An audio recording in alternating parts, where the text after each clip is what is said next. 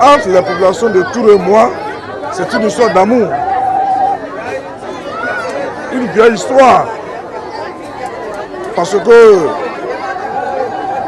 les relations entre les populations de Tourou et moi datent du temps du roi Sounon-Boro, puis à son âme. Le roi Sounon-Boro m'a aimé plus qu'un fils. Et c'est Sounon-Boro qui m'a dit, même après ma mort, il ne faut jamais abandonner Tourou. Donc, pour respecter la mémoire de Sounon-Boro, je ne peux jamais lâcher Tourou. Ça, c'est clair. Et c'est pour cette raison que je suis venu ici. Vous savez combien de fois je suis attaché à la royauté, au peuple traditionnel. En témoigne ce que nous avons réalisé à Sandiro. Le palais de Sandiro nous a coûté au moins 50 millions de francs CFA que j'ai personnellement financé. Cela témoigne de l'importance que nous accordons à la chefferie traditionnelle. Deuxièmement, à la 8e législature, lorsque nous étions au Parlement, nous avons œuvré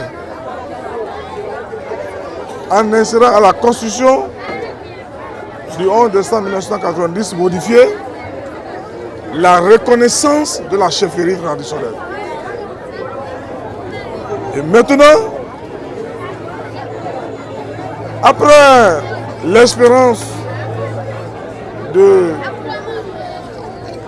cette pratique, nous avons estimé aujourd'hui, à mon humble avis, qu'il faut institutionnaliser la chefferie traditionnelle et la confession religieuse.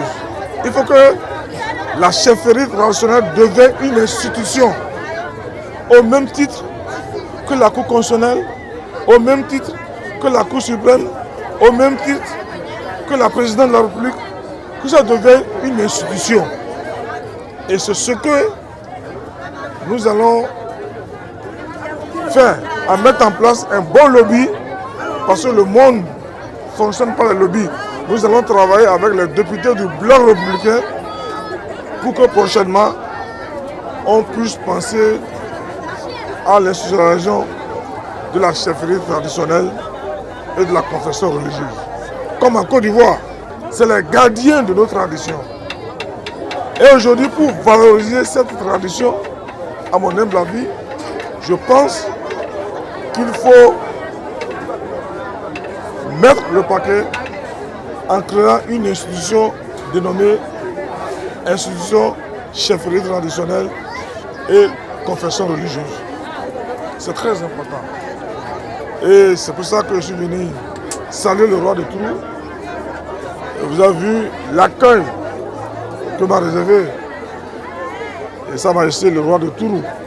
Donc je vais revenir encore à Tourou pour leur dire non, il n'y a pas de rupture entre la population de Tourou et nous. C'est vrai, à un moment donné, il y a eu de la manipulation de l'opinion publique. Et nous, en tant qu'animateurs, en tant que leaders politiques, nous avons l'obligation politique de désintoxiquer la masse populaire pour leur dire non. Parce que Tourou, pour moi, ne doit pas être comme ça.